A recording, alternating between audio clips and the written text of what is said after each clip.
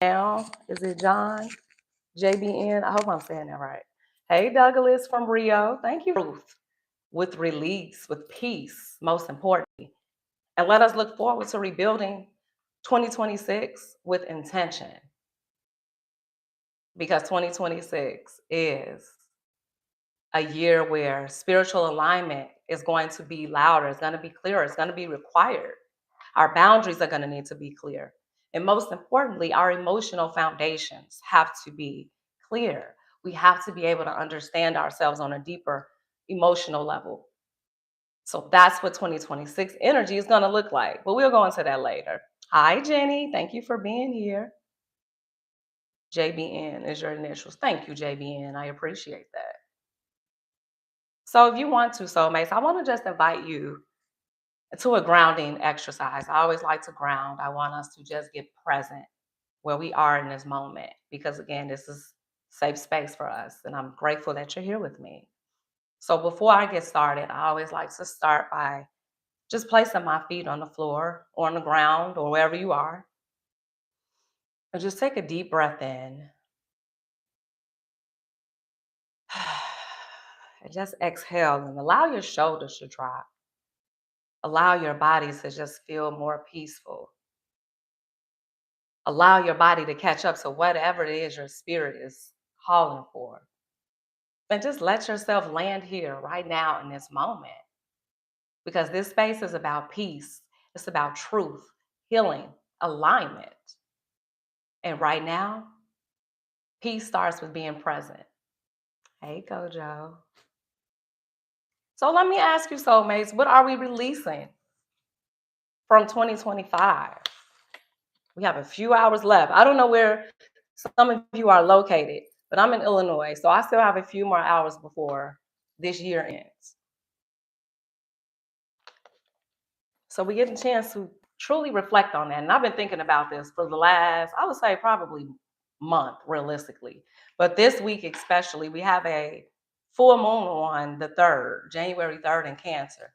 So this week has really been calling me to get honest about what it is I'm releasing when I'm completely removing and not carrying with me in 2026.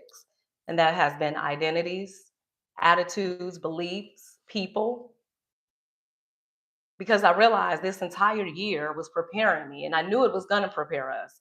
But where we are right now today, soulmates, it has become so clear the person that I am becoming in 2026, the patterns that I had to release. Maybe there was some attachment, soulmates, that you had to release this year, some karmic loops. Perhaps it was a version of you that you thought was truly you, but then you realized that wasn't you anymore. Because when you start to evolve and grow, you realize certain things no longer fit, certain attitudes, certain people. Or maybe it was some grief that you've been carrying. Maybe some of you have been holding grief alone, because for the most part, we do. We typically hold our grief alone. Maybe there's a story you've been replaying all year. It's asking to be released, soulmates. It's time to let it go. What are you ready to finally stop carrying? What energy? What are you ready to let go of? What feels complete for you? What's expired? What's feeling heavy? And what no longer feels true to you? And I really want you to be intentional and take a second, soulmates. And if you have your journal, I invite you to journal with me. If you would like to share it in the comments, I would love to hear it, soulmates.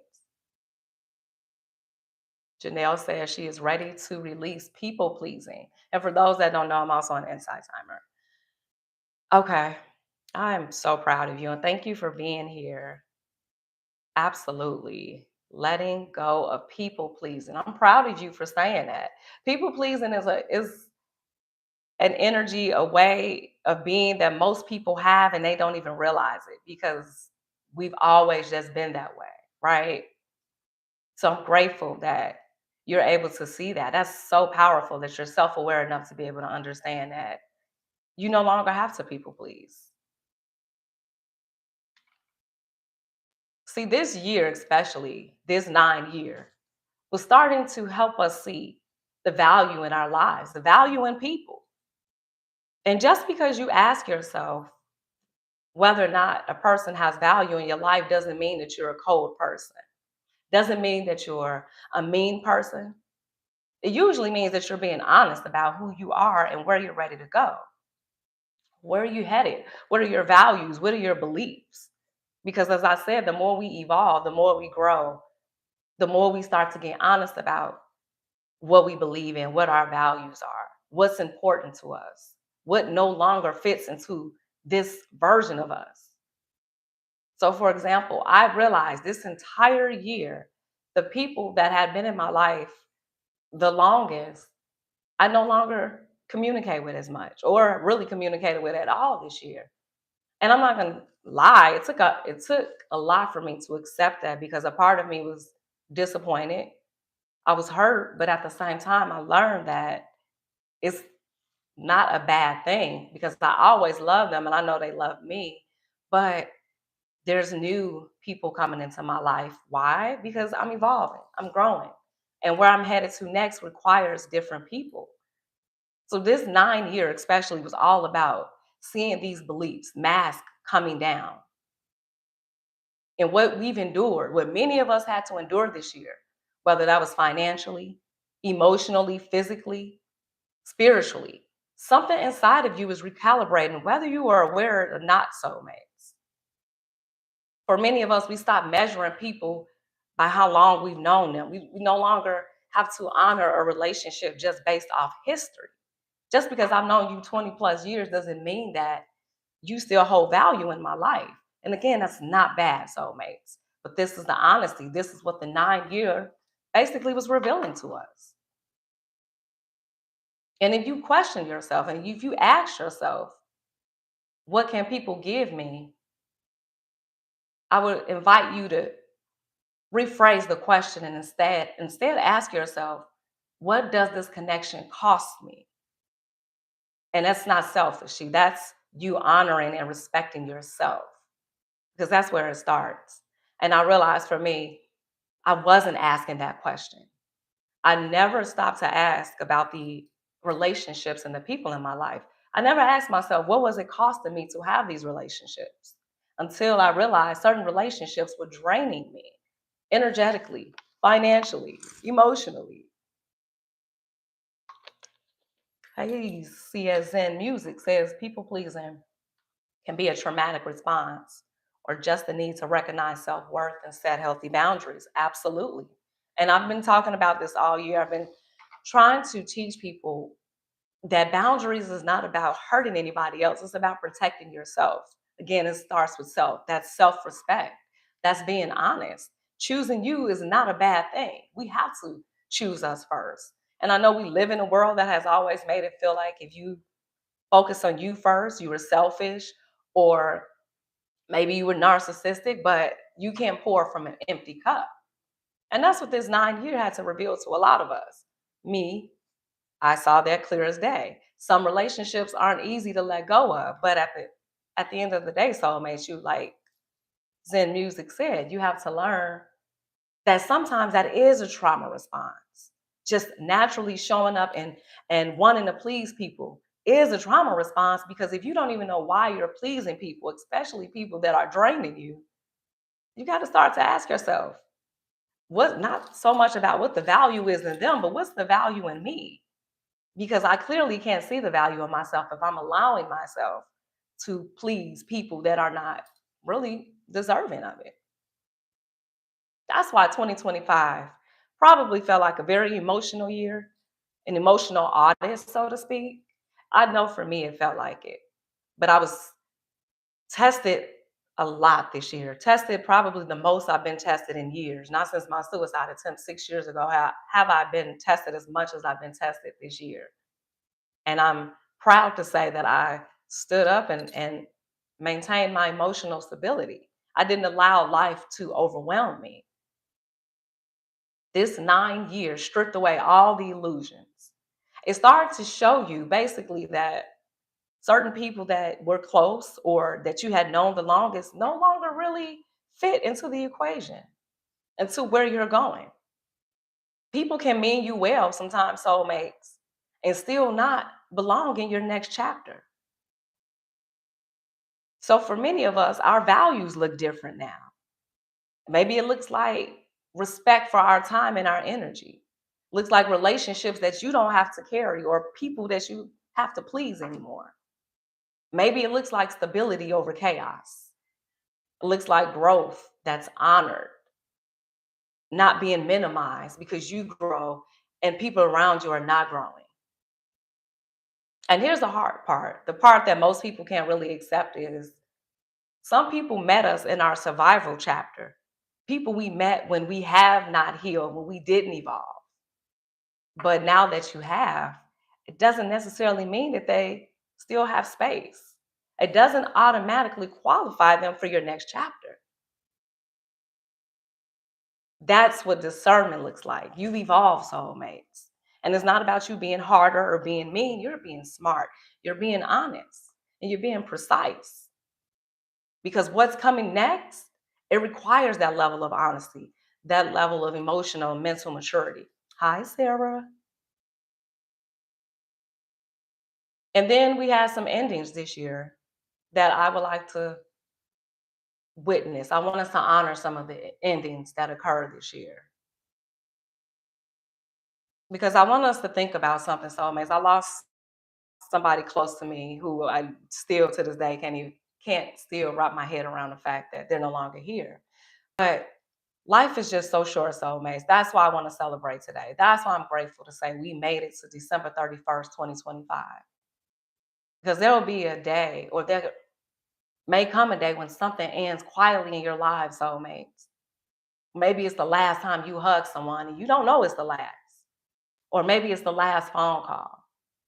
Or maybe it's the last drive where the conversation just keeps going. The last time a place goes before it changes. These moments, they don't announce themselves, soulmates. What feels like an ordinary moment can easily be ignored without noticing it. If we're not present, appreciating the people and the experiences, we'll take it for granted. That's why presence matters so much.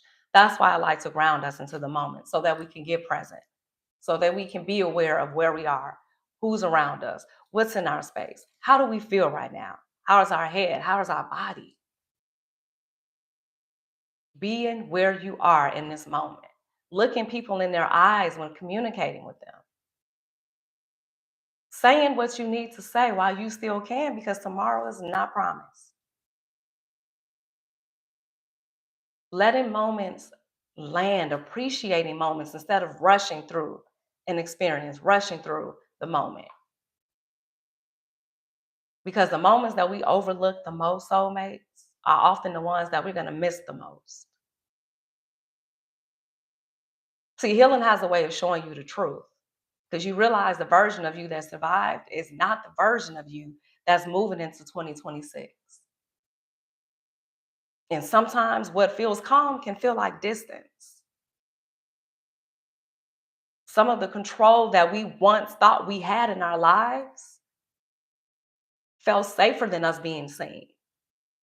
Some of the rules that we tried to build for ourselves based on fear, based on dishonesty, on things that we were not honoring within ourselves, the untruths of who we truly are.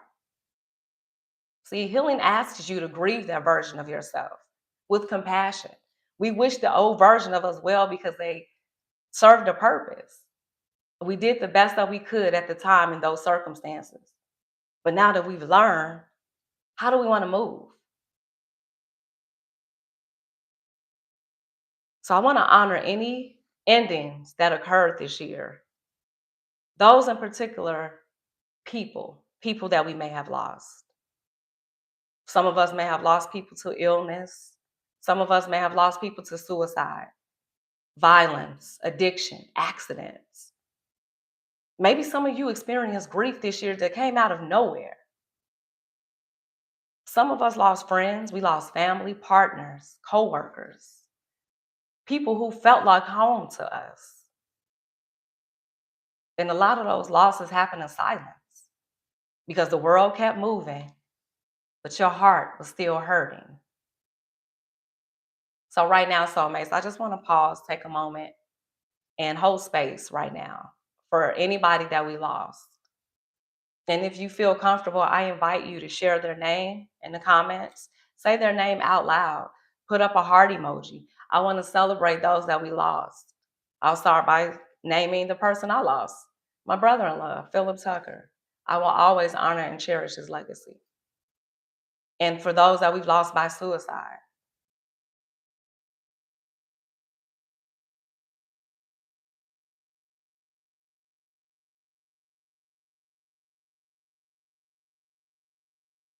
thank you, soulmates, for honoring those. And thank you to those that shared in the comments and in the chat.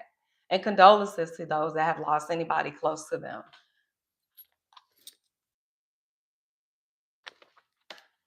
If you've been carrying the weight of those losses in your body, maybe you haven't been able to sleep because of the grief, because of the overwhelm, because of the sadness.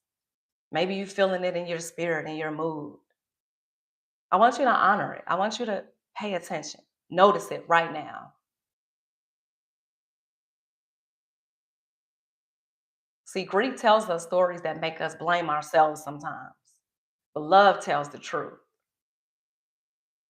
So today, we honor those with love, with respect, with presence. And I invite you to put your hand on your heart, soulmates, and say out loud, I honor you, I miss you, I carry the love forward, and I keep choosing to live. So let us carry that love forward, soulmates. Let us release what our spirit is asking us to release. Let the love stay, but let that weight go.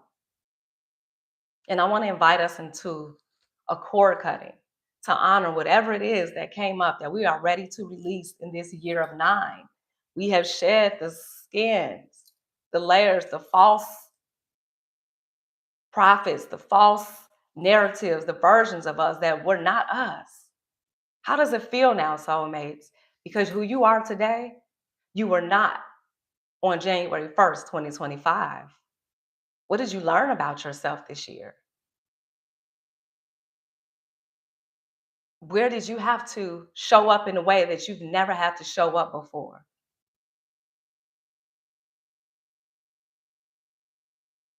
What's ready to finally be released once and for all so that we can make space to rebuild what's new, what's ahead? Let us now rebuild and rebuild with purpose. And it's not about rushing, it's about being intentional. It's about building from the ground up the foundation.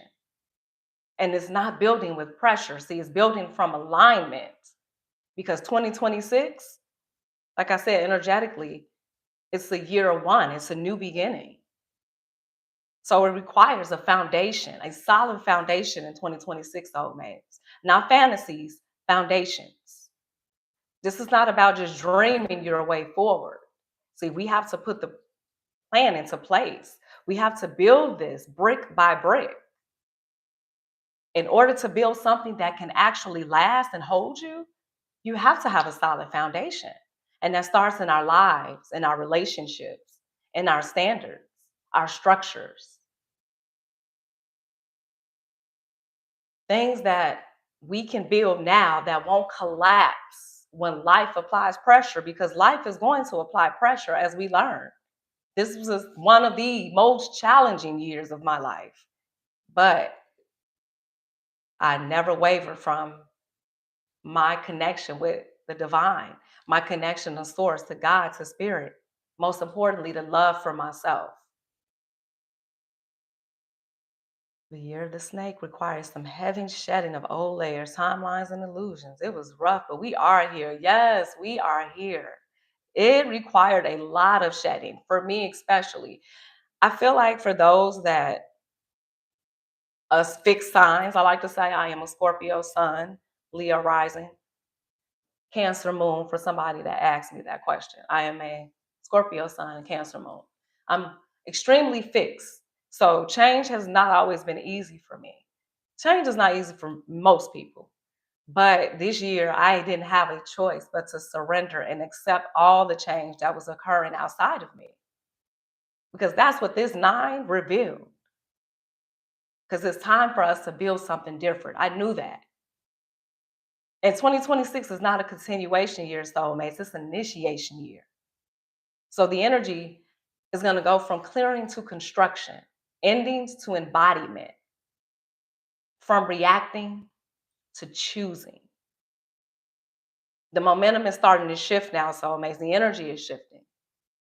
And the focus on 2026 is all around structure, truth, sustainability. Because what's real will strengthen us. But what's unstable, it can't survive because anything that's built on an unstable foundation will crumble. I told you that last year. I said that in this 9 year, anything that was not built on a solid foundation would crumble. And we saw a lot of things crumbling. Shortly after that live, we had wildfires, we had storms, we had all kind of natural disasters, California, the world. Things literally started crumbling, earthquakes, magnitudes, high magnitudes, huge tsunamis. The world just started shifting because there's a reason. Everything was spiritual, everything was connected this year, energetically. Everything was about how was our energy? What were we attracting? What were we willing to let go of? What truths were we willing to face, regardless of how uncomfortable they were? 2026 is not going to reward you for overgiving or over explaining or doing more than what you are required to do. 2026 is going to require more emotional maturity, more mental stamina. Most importantly, communication. 2026, communication is going to be extremely important now more than ever. Because again, what we're trying to build now, it has to last. I'm not a spring chicken, soulmates. I don't know how much time I got left. I'm 42. So whatever I'm getting ready to build now, it has to last because 10, 20 years from now, I don't want to continue to keep trying to build my foundation. I want my foundation to be in order because I'm creating a legacy. So my foundation has to be solid now. 2026 is going to require boundaries, clarity, honesty, truths. And it's also going to require relationships that can meet you where you are now. This year is going to ask different questions. It's going to require you to be honest. Look yourself in the mirror and ask yourself, is this relationship meeting me where I'm at today? Is this relationship, is this partnership, is it holding me back? Am I shrinking? Or am I able to evolve and grow in this relationship? Can the work that I'm doing support the life that I want to live without draining me spiritually or physically? Can this version of us sustain us and what we're getting ready to call in soulmates? This is how the foundation will start to be built and how you communicate, what you're tolerating, what you're no longer willing to negotiate, and what you protect. We have to be intentional about what this is going to look like, not just wishing, being intentional. So I invite you, soulmates, for those that are journaling and those that want to meditate or reflect on it as you are closing out this year, I want you to ask yourself 3 questions. What are you ready to build in 2026? What are you ready to build? Not fix, not chase, but build. What type of relationship dynamics do you want? What type of work?